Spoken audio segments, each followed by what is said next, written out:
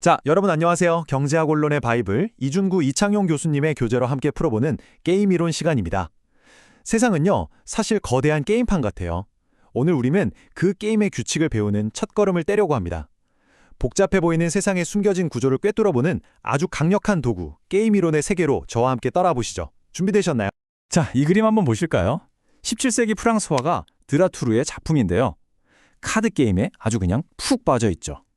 그리고 저기 기업들의 치열한 가격 경쟁, 또 국가 간의 팽팽한 외교 협상.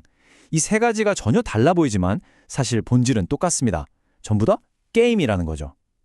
여기서 말하는 게임은요, 그냥 우리가 아는 오락이나 놀이가 아니에요. 아주 중요한 개념인데 한 사람의 선택이 다른 사람의 결과에 직접 영향을 미치는 모든 전략적 상황, 그걸 바로 게임이라고 부릅니다. 그래서 오늘 우리는 이 게임이라는 걸 한번 해부해 볼 거예요. 그 기본 뼈대가 뭔지 파헤쳐 볼 건데요. 먼저 누가 게임에 참여하는지, 즉 경기자에 대해 알아보고 그들이 어떤 수를 둘 수 있는지 전략을 살펴볼 겁니다. 그리고 그 결과 뭘 얻게 되는지 보수까지 차례로 알아본 다음에 아주 특별한 게임인 제로섬 게임도 한번 들여다볼게요. 마지막엔 이 모든 걸 여러분의 머릿속에 촥 정리해드리겠습니다. 좋습니다. 그럼 첫 번째 주제부터 시작하죠. 세상의 모든 게임은요, 아무리 복잡해 보여도 딱 세 가지 기본 부품으로 이루어져 있습니다. 이 세 가지만 딱 찾아내면 우리는 어떤 전략적 상황이든 그 본질을 꿰뚫어 볼 수 있게 되는 거죠.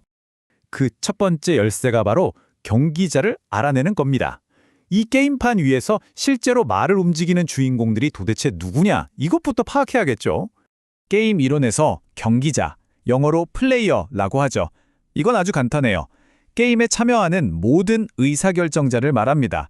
스스로 생각하고 판단해서 다음 행동을 결정하는 존재라면 그게 사람이든 기업이든 국가든 상관없이 모두 경기자가 될 수 있는 거예요.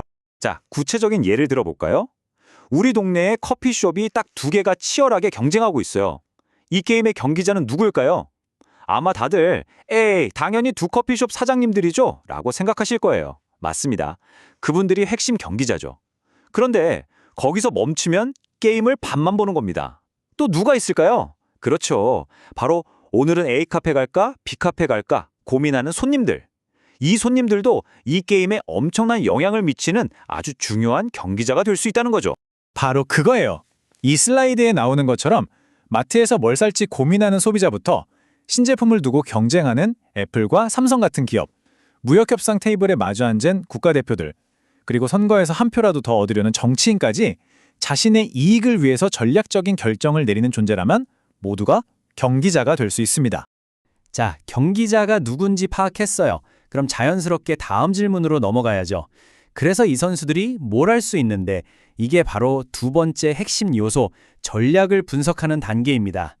여기서 말하는 전략은요, 그냥 가격을 내린다 같은 단 하나의 행동을 말하는 게 아니에요. 그건 전술에 가깝죠. 게임 이론에서 말하는 진짜 전략이란 상대방이 어떻게 나올지 모든 가능한 시나리오를 다 그려보고 각각의 상황에 대한 나의 대응책을 완벽하게 세워두는 것. 일종의 완벽한 대응 시나리오 북 같은 걸 의미합니다. 자, 다시 우리 동네 커피숍으로 돌아가 보죠. 이 사장님들이 쓸 수 있는 전략, 뭐가 있을까요? 가장 먼저 떠오르는 건 역시 가격을 확 깎아주는 거겠죠? 아니면 뭐 커피 한 잔 사면 한 잔 더 같은 행사도 있겠고요. 또 다른 건 없을까요? 그렇죠. 우리 가게에만 있는 특별한 신메뉴를 개발한다거나 SNS에 아주 핫한 광고를 때리는 것도 아주 강력한 전략이 될 수 있습니다. 네, 바로 이런 것들입니다. 가격을 어떻게 정할지, 광고는 할지 말지, 신제품을 개발할지, 심지어 가게를 어디에 낼지까지 같은 것들까지. 이 모든 개의 기업이 경쟁에서 이기기 위해 손에 쥐고 있는 다양한 전략 카드 인셈이죠. 이걸 언제 어떻게 내느냐에 따라 승패가 갈리는 겁니다. 자, 경기자들이 정해졌고 각자 쓸 수 있는 전략 카드도 알았어요.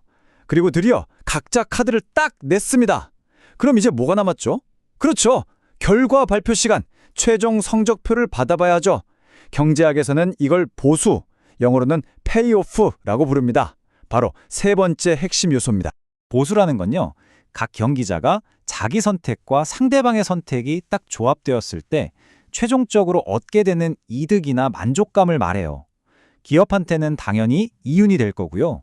우리 같은 개인에게는 만족감, 좀 어려운 말로 효용이 될 수 있겠죠. 중요한 건 뭐다? 이게 숫자로 표현될 수 있어야 한다는 겁니다. 자, 이 표가 바로 게임 이론의 심장이라고 할 수 있는 보수 행렬입니다. 복잡해 보이지만 원리는 아주 간단해요. A 카페의 선택은 세로줄, B 카페의 선택은 가로줄에 있죠.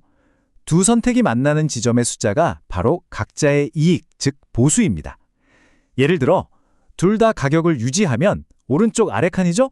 사이좋게 1,000원씩 벌어요. 아주 평화롭죠? 하지만 A 카페 사장 입장에서 한번 생각해 보세요. B가 가격을 유지할 때 나만 몰래 가격을 내리면 어떻게 되지? 오른쪽 위 칸을 보니까 우와, 나는 1,200을 벌고 B는 300밖에 못 버네요. 엄청난 유혹이죠? 하지만 B 카페 사장님도 바보가 아니잖아요. 똑같은 생각을 하겠죠. 이렇게 각자의 선택이 서로의 결과에 어떻게 얽혀 있는지를 한눈에 보여주는 것, 이게 바로 이 보수 행렬의 진짜 힘입니다. 방금 본 커피숍 게임은요, 둘이 잘만 하면 둘 다 이익을 보는, 뭐랄까, 파이를 함께 키울 수 있는 게임이었어요. 하지만 세상에는요, 파이의 크기가 딱 고정되어 있어서 한쪽에 한 조각을 더 먹으면 다른 한쪽은 반드시 굶어야만 하는 그런 아주 무자비한 게임도 존재합니다. 이게 바로 그 유명한 제로섬 게임입니다. 말 그대로 모든 참여자의 이득과 손실을 다 합치면 썸, 정확히 0이 되는 게임이라는 뜻이죠.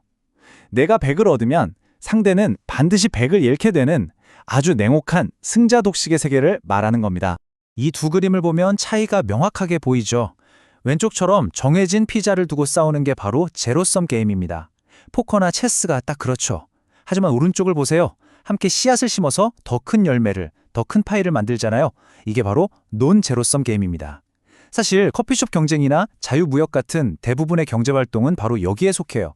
서로 경쟁하면서도 시장이라는 파이 자체를 키워서 결국 모두가 이기는 윈윈을 만들어내는 것.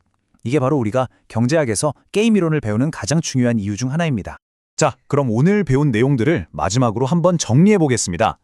여러분이 앞으로 어떤 전략적인 상황을 마주하더라도 아주 유용하게 쓸 수 있는 그런 분석 도구 상자를 하나씩 챙겨드리는 시간이에요. 오늘 강의의 핵심은 딱 이겁니다. 어떤 전략적 상황을 분석하든 이 세 가지만 기억하시면 돼요. 첫째, 경기자가 누구인지 파악하고, 둘째, 그들이 선택할 수 있는 전략은 무엇인지 알아보고, 마지막으로 각 전략의 조합이 어떤 보수를 가져오는지 분석하는 겁니다. 이 세 가지가 바로 여러분의 든든한 게임 이론 도구 상자가 될 겁니다. 자, 오늘 강의는 여기까지입니다. 마지막으로 과제를 하나 내드릴게요. 최근에 여러분이 내렸던 중요한 결정을 한번 떠올려 보세요. 그게 진로 선택이든 점심 메뉴 고르는 것이든 아무 상관없습니다. 그 상황을 오늘 배운 경기자, 전략, 보수라는 이 세 가지 틀로 한번 분석해 보세요. 아마 세상을 보는 새로운 눈이 생길 겁니다. 모두 수고 많으셨습니다.